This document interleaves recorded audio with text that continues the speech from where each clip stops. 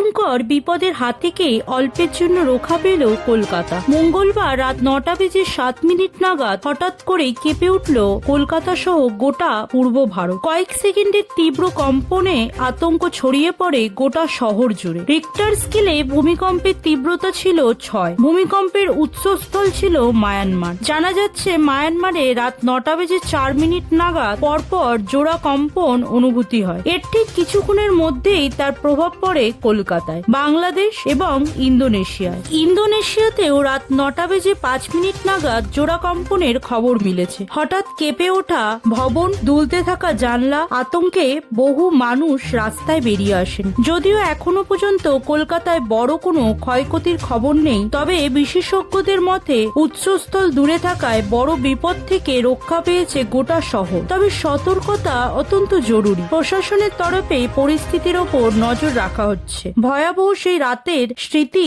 এখনো আতঙ্ক ছড়াচ্ছে গোটা শহর জুড়ে।